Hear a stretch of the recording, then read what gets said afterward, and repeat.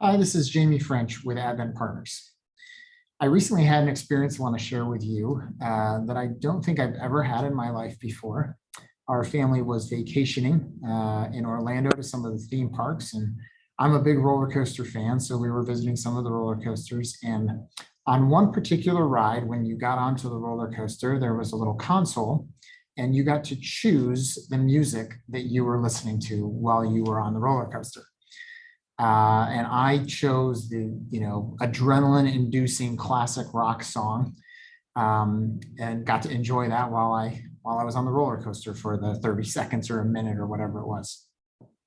So you might wonder, why am I talking about a roller coaster? Well, you might guess that there's a stock market analogy coming.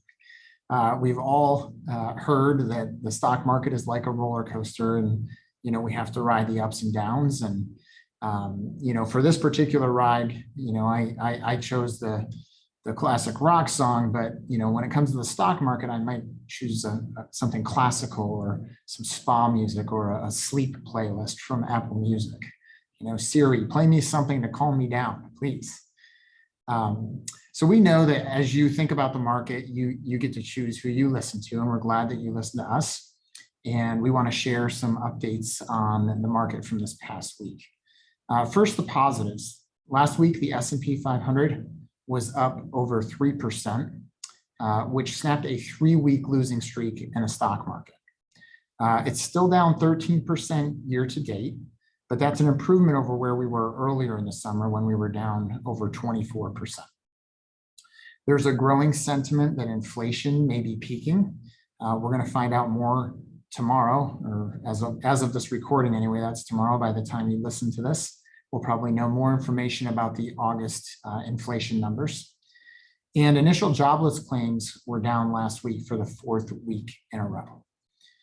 In addition, I want to talk about something you maybe don't see as much information about. The World Container Index from Shanghai to LA is an index that measures the shipping rate of a 40-foot box leaving port. And as you can imagine, costs rose dramatically following the pandemic and all the supply chain issues that existed. Those rates peaked in October of 2021 and have consistently fallen since then. And last week was the largest decline in the history of that index. Now, I'm not saying that's good news for the economy, but it is good news for inflation. We also know that the Fed continues to deliver the message that they're going to aggressively fight inflation.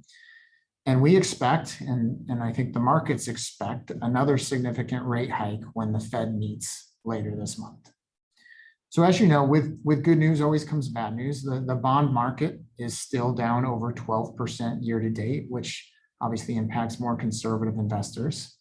And there's some concern about declining corporate earnings, which could increase the risk of an economic recession going into this year. At the end of the day, we don't know where that's going to go. And these are all things that we cannot control. But what can we control? Well, we can control the music that we listen to. So I encourage you, if you need help getting perspective on the current markets or on what adjustments that you should make to your own portfolio, please reach out to us. We're here to help. And thanks for listening.